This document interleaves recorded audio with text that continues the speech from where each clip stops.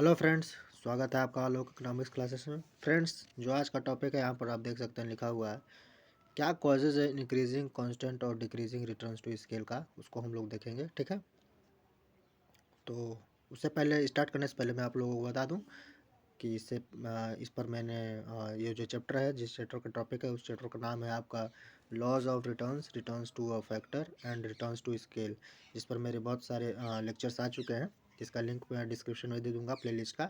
आप लोग ज़रूर चेक कर लीजिए, जिसमें मैंने बहुत सारे टॉपिक्स कवर किए हुए हैं, जैसे कि आपका प्रोडक्शन फंक्शन क्या होता है, उसका मीनिंग, टाइप्स और फार्मूला वगैरह है। ठीक है, शॉर्ट रन और लॉन्ग रन प्रोडक्शन फंक्शन क्या होते हैं। ठीक है, कितने टाइप्स के प्रोडक्शन फंक्शन होते हैं। ठीक है, और आपका आउटपुट का वेरिएशन क्या होता है शॉर्ट रन में रिटर्न्स टू अ फैक्टर का। ठीक है, तो उसको आप चेक करिए। और है आपका टोटल, एवरेज और मार्जिनल फिजिकल प्रोडक्ट्स के कॉन्सेप्ट क्या क्या क्या होते हैं, जिसको मैंने टेबल और ग्राफ के थ्रू भी समझाया हुआ है, तो आप उसको भी देखिए।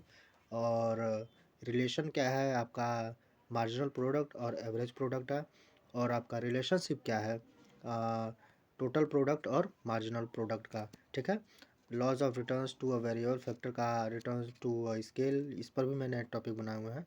और आपका लॉ ऑफ वेरिएबल प्रोपोर्शन क्या होता है, इस पर भी मैंने वीडियो बनाया हुआ है। ठीक है, आपका अजम्पशन क्या है लॉ ऑफ वेरिएबल प्रोपोर्शन का, उसको भी आप चेक करिए।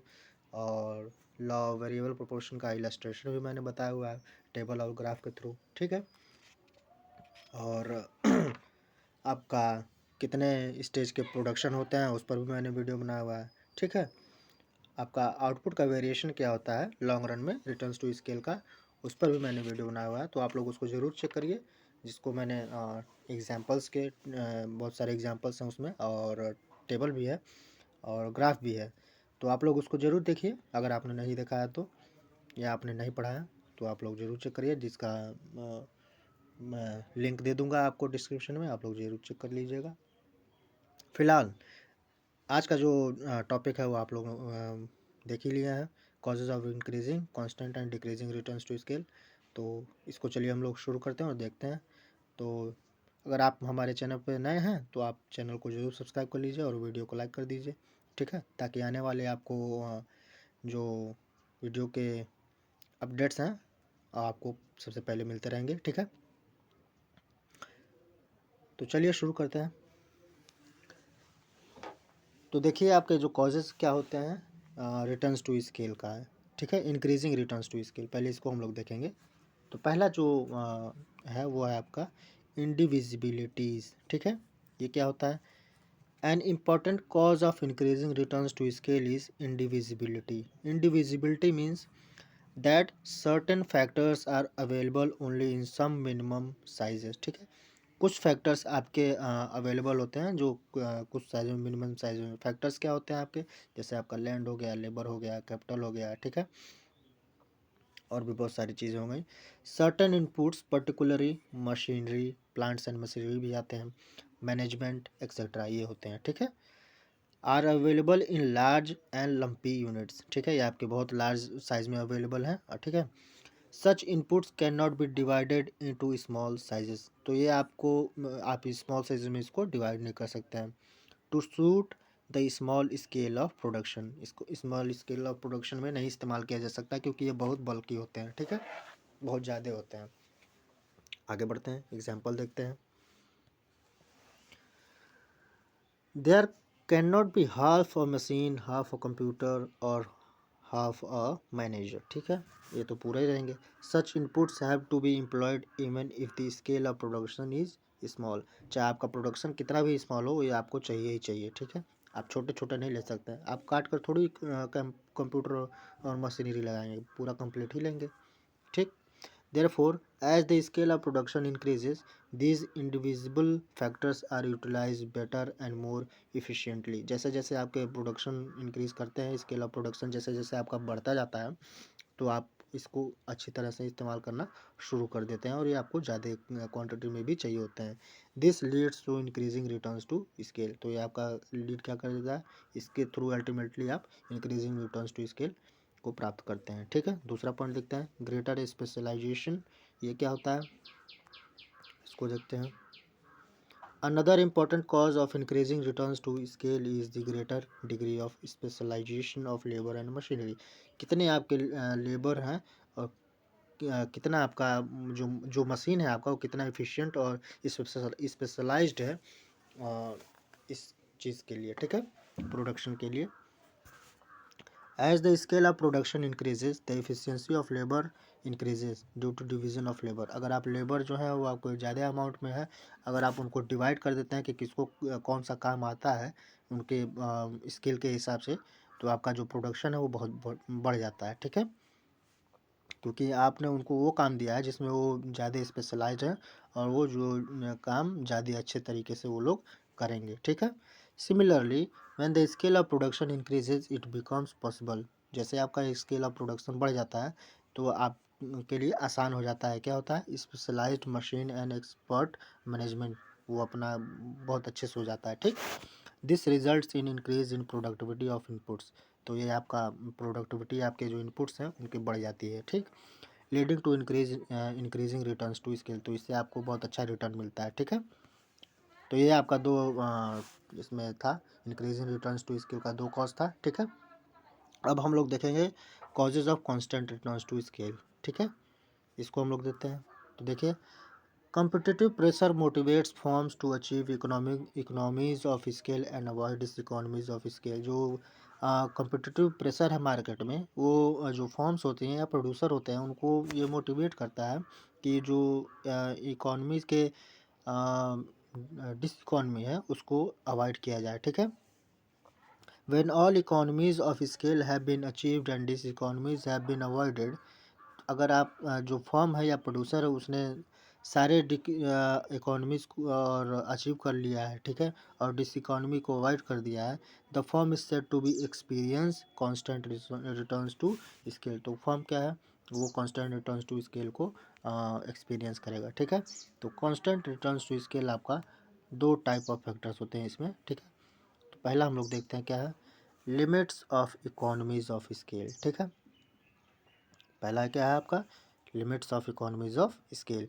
Increasing returns to scale can not go on indefinitely. तो जो आपका इंक्रीजिंग रिटर्न्स टू स्केल है वो हमेशा ऐसा नहीं है कि आपका वो चलता ही रहेगा, देयर इज़ अ लिमिट, कुछ लिमिट है उसका, ठीक है। दीज इकोनॉमीज ऑफ स्केल, ठीक है। When the economies of scale are exhausted, जब आपका इकोनॉमी ऑफ स्केल जो है एग्जॉस्ट हो जाता है, and diseconomies are yet to start, और आपकी जो डिस इकोनॉमी है वो शुरुआत होने वाली है, there may be a brief phase of constant returns to scale. तो उस जो पीरियड है वो स्टार्ट होने का और डिस इकोनॉमी के स्टार्ट होने का, तो उस पीरियड में आपका जो रिटर्न्स टू स्केल है वो कांस्टेंट रह सकता है वो उस फेज में, ठीक है। दूसरा पॉइंट देखते हैं, डिविजिबिलिटी ऑफ इनपुट्स, ठीक, ये क्या होता है, कांस्टेंट रिटर्न्स टू स्केल में अकर इन सर्टेन प्रोडक्टिव एक्टिविटीज़, ठीक है। तो आपका जो कांस्टेंट रिटर्न्स टू स्केल क्या है, वो सर्टेन चीज़ों में ही प्रोडक्टिविटी को आपका एक्टिविटीज़ को इन्वॉल्व कर सकता है। Whereas the factors of production are perfectly divisible. तो जो आपके फैक्टर्स ऑफ प्रोडक्शन है वो डिविजिबल हो सकते हैं, परफेक्टली वो डिविजिबल है, ठीक है। एग्जाम्पल देखिए, we may double the output by setting up two plants, ठीक, या फैक्ट्रीज बोल लीजिए।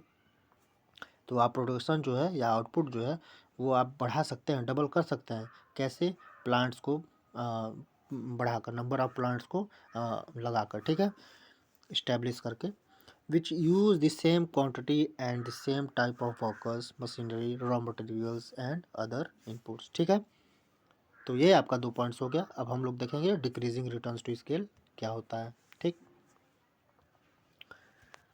पहला देखिए क्या है, कॉम्प्लेक्सिटी ऑफ मैनेजमेंट, मैनेजमेंट की complexity, increase in the scale of production beyond a point में क्रिएट द प्रॉब्लम, ठीक है। कुछ पॉइंट के बाद आपका क्या प्रॉब्लम क्रिएट करेगा, देखिए, प्रॉपर मैनेजमेंट नहीं हो पा रहा है, leading to decrease in managerial efficiency. जो आपके मैनेजमेंट है उसमें कोई इफिशिएंसी ही नहीं है, प्रोडक्टिविटी ही नहीं दिखा रही है, ठीक है।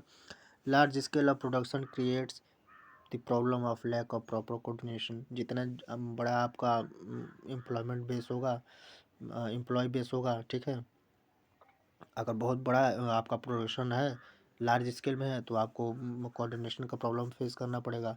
लार्ज ब्यूरोक्रेसी, बहुत सारे ब्यूरोक्रेसी वाले इन्वॉल्व चीज़ हो जाएंगी, रेड टेपिज्म हो जाएगा, लेंदी चेन हो जाएगा कम्युनिकेशन का और कमांड का, ठीक है। इसमें मतभेद हो जाएगा बिटवीन द टॉप मैनेजमेंट, ठीक है, और लोअर मैनेजमेंट में भी हो सकता है। And man on the production line में मैनेजमेंट और प्रोडक्शन लाइन में मतभेद हो सकते हैं, कम्युनिकेशन का प्रॉब्लम हो सकता है जिससे आपका प्रोडक्शन जो है वो इफेक्ट करेगा, ठीक है।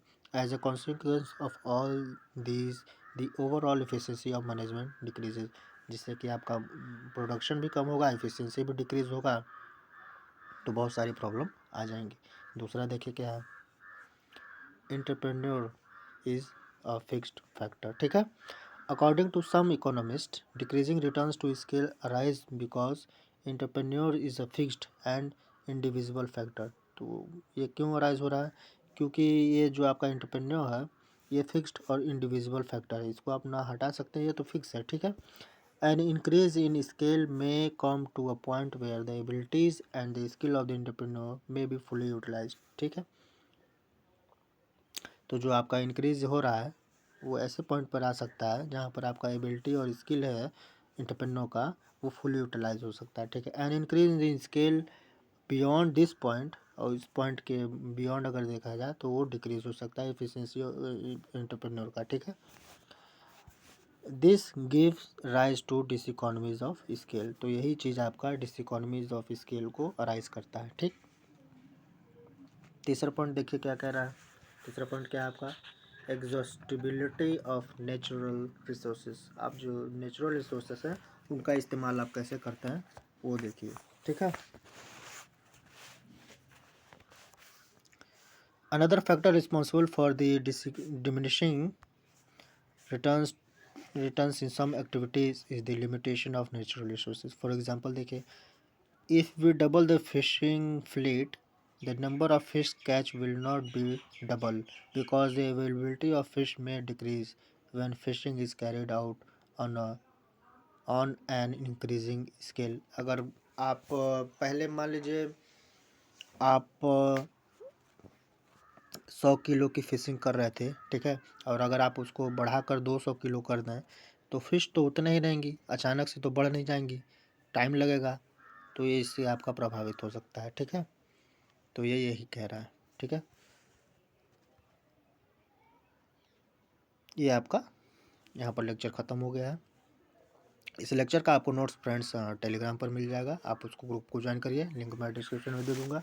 आप मुझे इंस्टाग्राम पर भी फॉलो करिए, और अगर आपका कोई डाउट है या सजेशन है या किसी टॉपिक पर वीडियो चाहते हैं तो आप मुझे इंस्टाग्राम, यूट्यूब के कमेंट बॉक्स में या फिर टेलीग्राम कहीं पर भी आप मुझे बता सकते हैं, ठीक है।